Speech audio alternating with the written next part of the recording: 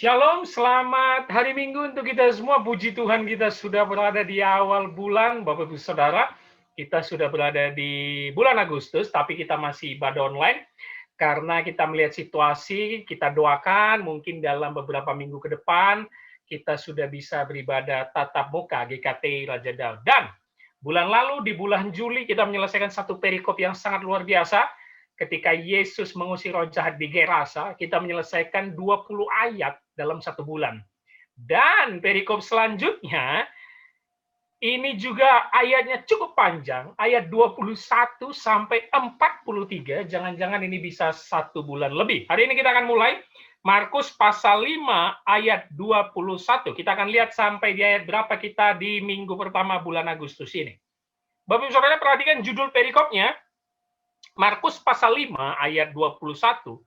Judul perikop di atasnya adalah Yesus membangkitkan anak Yairus dan menyembuhkan seorang perempuan yang sakit pendarahan. Bapak Ibu Saudara, saya minta Bapak Ibu Saudara fokus mengikuti khotbah ini selama sebulan ke depan, karena ini khotbah, bukan khotbahnya maksudnya, ini cerita yang sangat luar biasa. Puji Tuhan kalau saya bisa mengkhotbahkannya juga secara luar biasa. Tapi ini kisah yang kalau kita expose, ini sangat luar biasa. Ya. Dan kisah ini adalah dua kisah yang menyatu. Ayat 21 sampai 43. Jangan dipisah. Karena kalau dipisah akan kehilangan makna dari kisah ini. Ya. Anak Yairus dan perempuan pendarahan. Kisah ini bukan sekedar mujizat semata, tapi kita akan melihat makna mujizat di balik dua kisah ini. Ya. Jadi saya berharap Bapak Saudara serius, ambil sikap, ambil catatannya, kita gereja belajar, kita melanjutkan eksposisi Injil Markus kita. Mari kita buka, dan kita mulai Markus pasal 5 ayat 21. Sesudah Yesus menyeberang lagi dengan perahu, orang banyak berbondong-bondong datang lalu mengerumuni dia. Sedang ia berada di tepi danau. Perhatikan kita mulai dari kalimat awal, sesudah Yesus menyeberangi lagi dengan perahu. Berarti ini kisah melanjutkan dari perikop di atas, dia meninggalkan Gerasa. Ingat, dia diusir dari Gerasa, dia bersama-sama muridnya naik perahu, dan meninggalkan Gerasa, yaitu sebelah timur Galilea, Gerasa itu. Dan kemungkinan besar mereka kembali ke Kapernaum.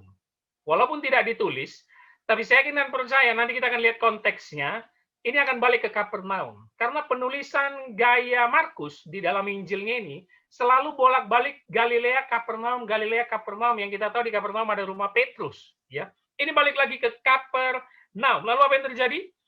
Orang banyak berbondong-bondong datang lalu mengurumuni dia, sedang ia berada di tepi danau. Lagi-lagi, kalimat yang selalu muncul dalam penulisan Markus apa? Orang banyak.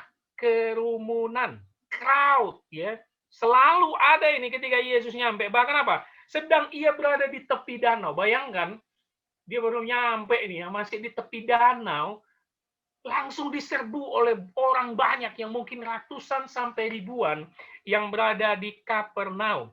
Bahkan kalau kita lihat Injil paralelnya di Lukas, Bapak Saudara bisa lihat, Lukas pasal 8 ayat 40, ketika Yesus kembali, orang banyak menyambut dia sebab mereka semua menantikan dia.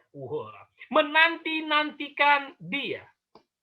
Belum juga nyampe, belum juga menginjakkan kaki, udah langsung diserbu.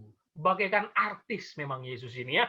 Semua mengejar dia, dan kita tahu motif orang-orang di daerah situ mengejar dia kenapa?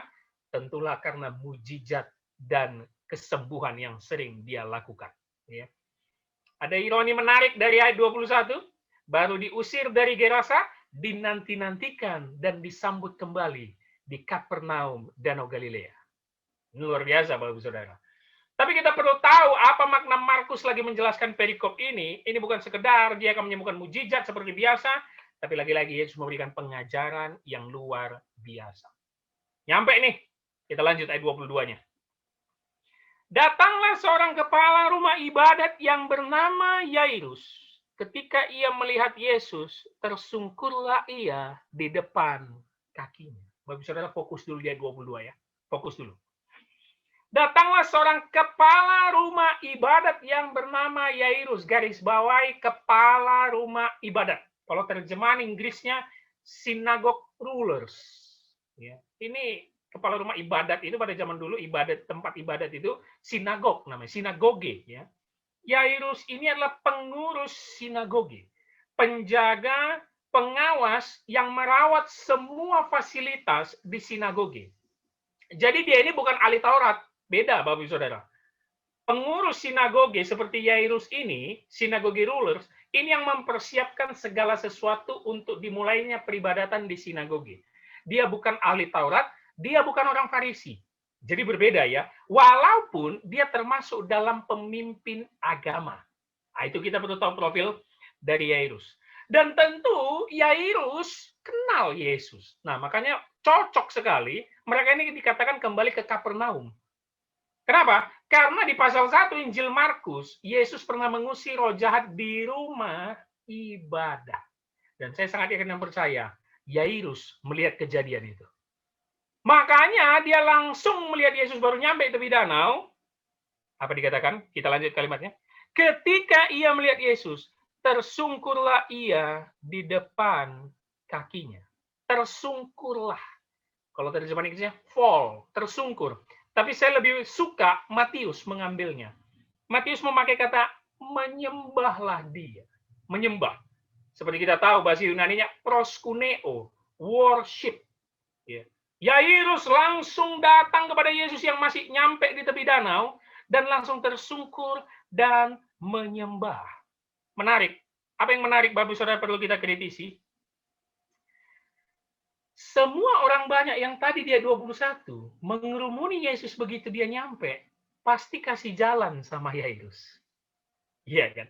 Kenapa Yairus bisa langsung tersungkur menyembah di kaki Yesus? Karena orang bakal minggir ketika dia lewat. Loh, kenapa? Kenapa bakal minggir? Jelas, ini pemimpin agama. Disegani, nggak main-main. Jadi begitu orang melihat dia datang, awas, Yairus datang. Dan Yairus dengan jalan yang sudah dilapangkan, langsung tersungkur menyembah di kaki Yesus. Kita kritisi. Ini pemimpin agama, ini orang rohani, mungkin dia lebih tua dari Yesus, pastilah lebih tua, Yesus masih sangat muda, dan memiliki jabatan. Tapi apa yang dilakukannya? Merendahkan diri, tersungkur, menyembah Yesus. Menarik Bapak Ibu Saudara. Dan Bapak Ibu Saudara tahu, kata menyembah, tersungkur itu biasanya dilakukan kepada Allah saja, tapi Yairus, orang rohani ini, pemimpin ibadah ini, malah tersungkur di kaki Yesus. Yang orang tidak tahu, Yesus ini anak Allah atau bukan, karena mereka masih penasaran, mereka hanya pengen mujizatnya aja, dan orang pasti melihat Yairus, waduh, kenapa Yairus bisa tersungkur ya? Kenapa Yairus menyembah ya? Sampai segitunya kali, dia tersungkur dan menyembah Yesus ini. Waduh, Yairus ini katanya orang rohani, kok malah memberikan penyembahan yang salah sih? Penyembahan itu hanya untuk Allah. Tapi Yairus nggak peduli. Dia berlari, dia tersungkur, menyembah di kaki Yesus. Saya pengen kita mencermati ayat 22 ini. Adakah sikap kita seperti Yairus, Bapak Ibu Saudara?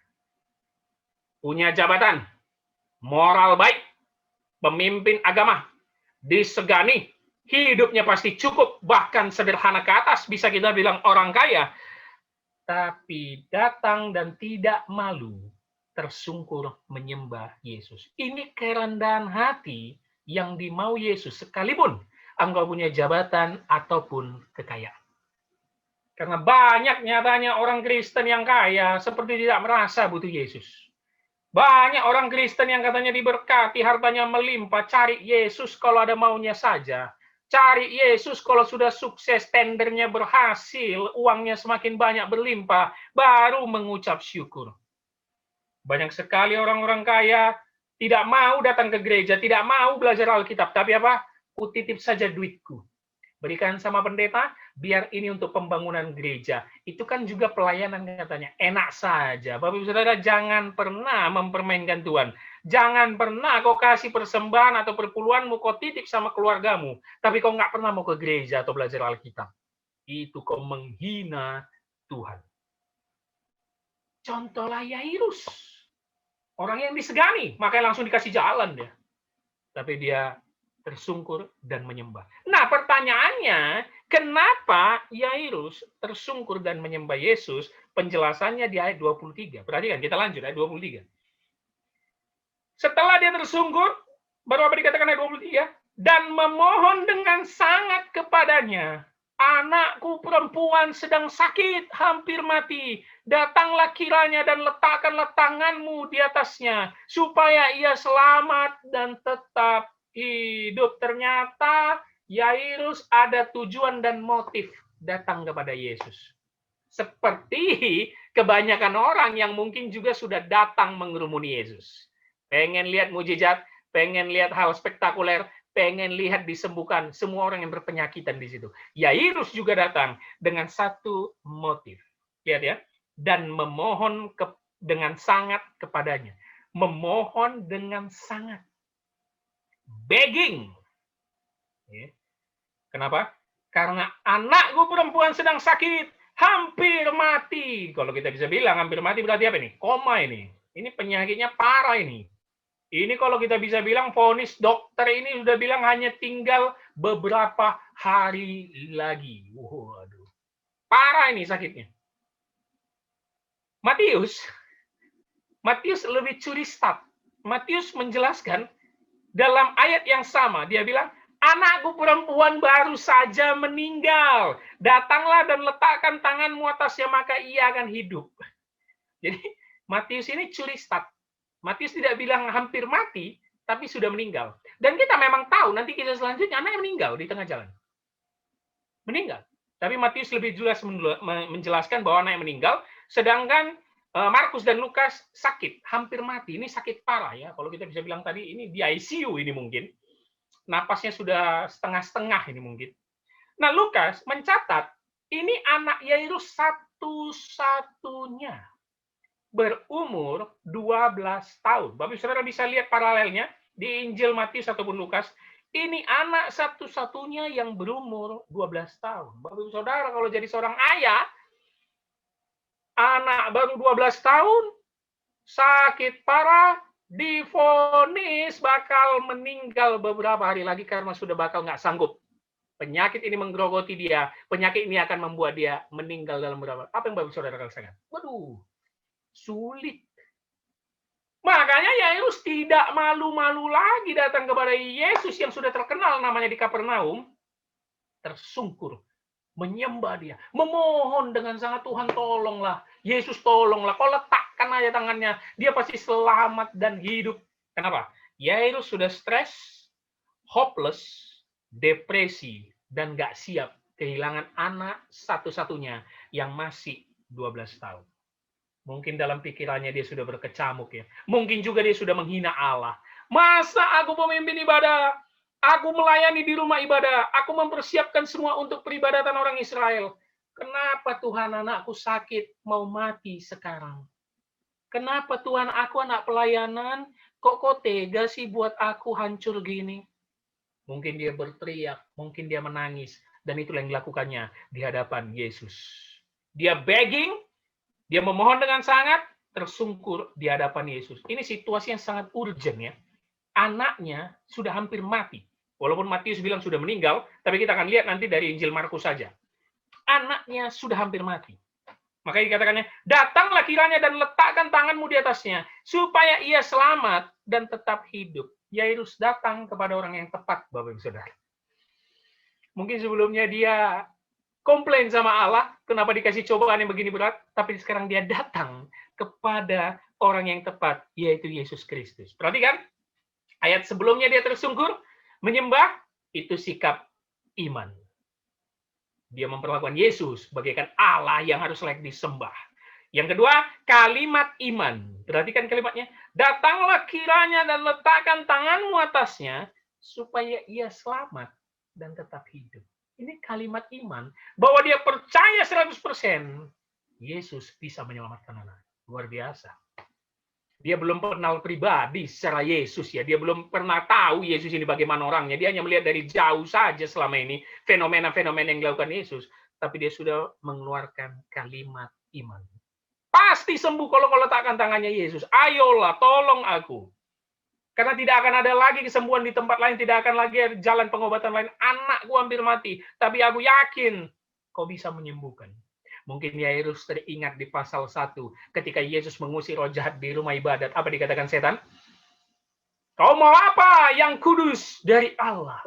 Yairus mungkin mendengar itu. Waduh, ini orang siapa ya? Sampai setan saja berteriak bilang yang kudus dari Allah. Ketika dia teringat itu, dan sekarang anaknya hampir mati, Yesus nyampe di Kapernaum, masih di tepi danau. Dia tidak lain, tidak bukan, langsung menyerbu Yesus tersungkur. Memberikan sikap iman, tersungkur, dan kalimat iman. Letakkan tanganmu, dia pasti selamat dan hidup. Kita lihat respon Yesus, ayat 24, Bapak Saudara. Perhatikan ayat 24. Lalu pergilah Yesus dengan orang itu.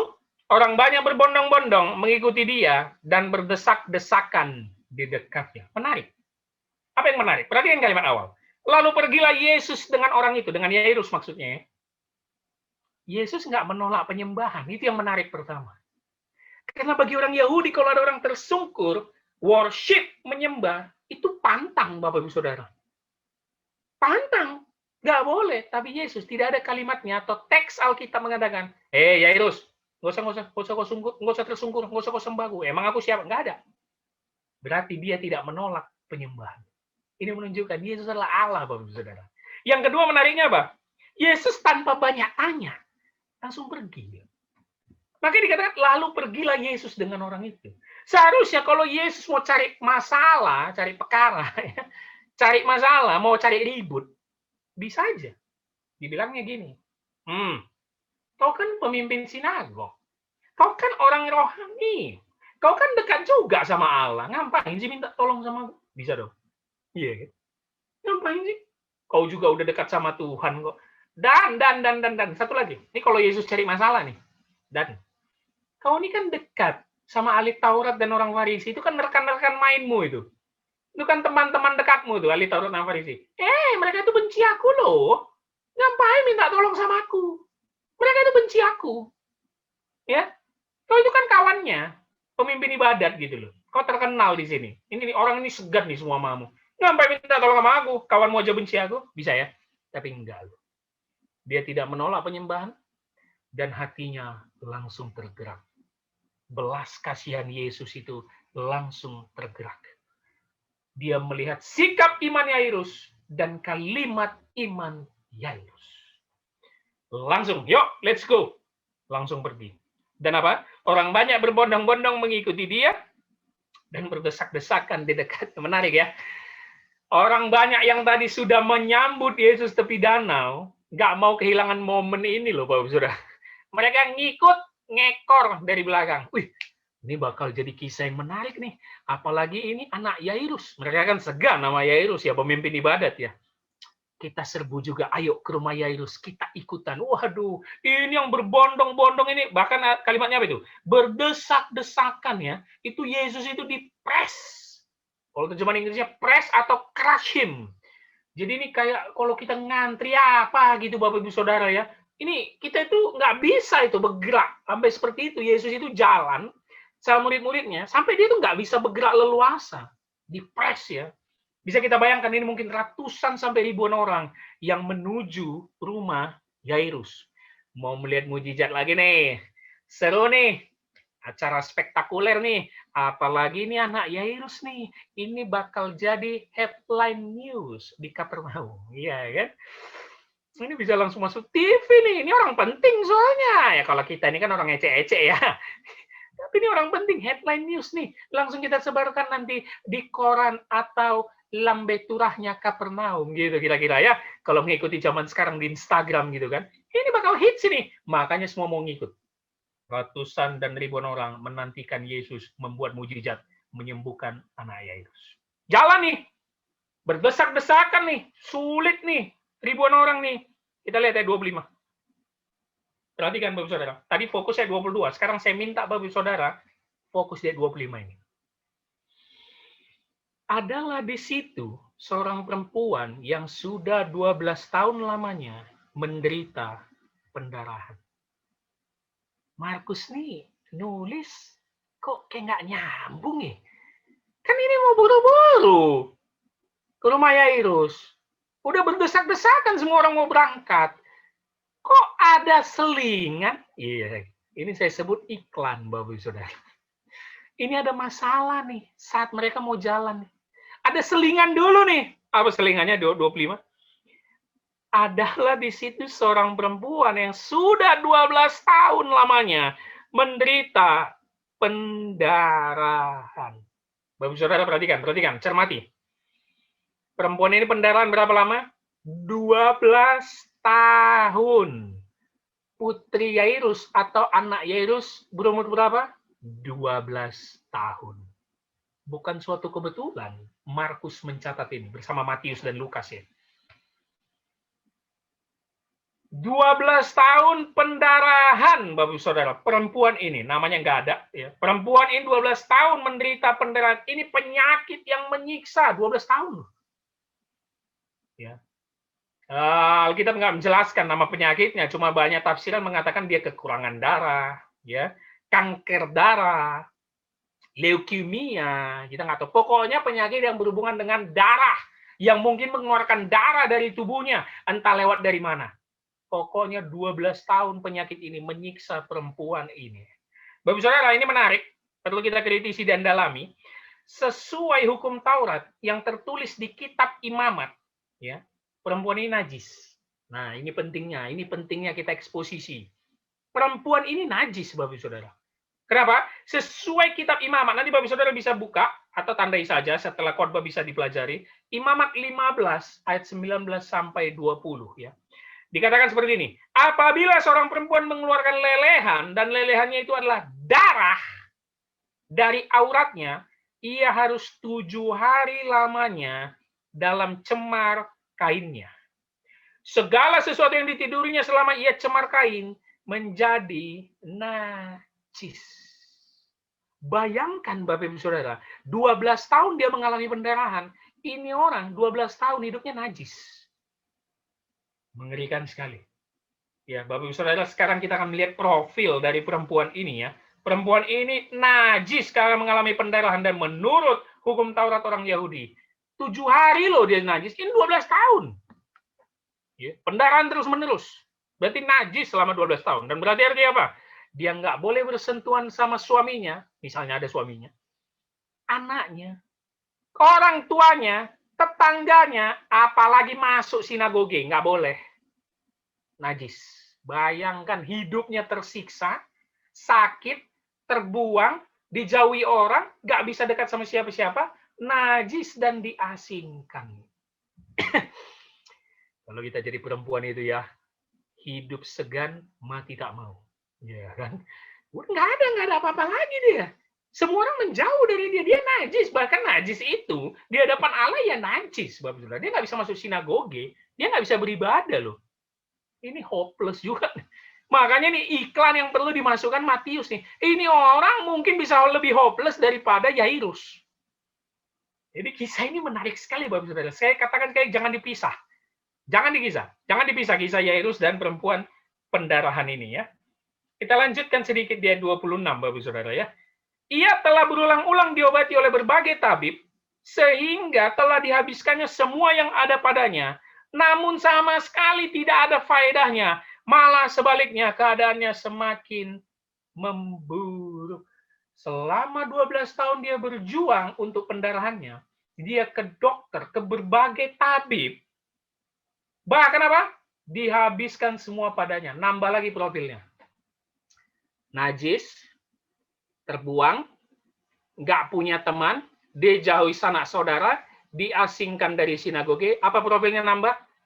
Miskin, melarat. Gila ya? Mungkin kalau ada orang mengalami di zaman sekarang, ini orang udah bunuh diri, Bapak Saudara. Iya dong. Dia mau minta tolong sama orang, sorry, najis, nggak boleh kamu dekat-dekat kami, nggak boleh loh, najis loh. Aduh tolonglah, aku butuh najis. Bahkan mungkin dokter atau tabib yang memeriksa dia, mungkin pun orang Yahudi, dengan salah satu aturan harus jauh-jauh ya, nggak boleh kita bersentuhan, nggak sembuh-sembuh. Telah dihabiskan semua yang ada padanya, habis duitnya Bapak Saudara, 12 tahun dalam pengobatan nggak ada yang sembuh. Makanya kalimat terakhirnya apa di 26? Namun sama sekali tidak ada faedahnya, malah sebaliknya Keadaannya makin memburuk. Waduh. Useless, nggak berguna semuanya. Pengobatan dicarinya nggak berguna. Ngeri kan? Bahkan Lukas ini dokter ya Bapak Saudara. Lukas menarik, mencatat yang sama. Lukas mengatakan, adalah seorang perempuan yang sudah 12 tahun menderita pendarahan dan yang tidak berhasil disembuhkan oleh siapapun. Kalau Markus tadi dia pergi ke berbagai tabib, Lukas langsung menyimpulkan dengan selau, dengan sangat singkat, tidak bisa disembuhkan oleh siapapun. Dan ini kalimat dari dokter. Lukas ini dokter, Bapak Saudara. Jadi ini penyakit memang nggak bisa disembuhkan oleh siapapun. Udahlah, titik lah. Nggak usah kita adu argumen lagi. Nggak bisa, mau pakai obat apapun kok nggak akan bisa disembuhkan. Dia sakit, dia diasingkan, dia sendirian, dia miskin, lengkap sudah penderitaan perempuan ini. Terkadang Bapak Saudara, di dalam depresi kita, hopeless kita, karena begitu banyaknya masalah kita, ataupun sekarang yang menonton ada dalam kondisi penyakit yang sulit sekali sembuh.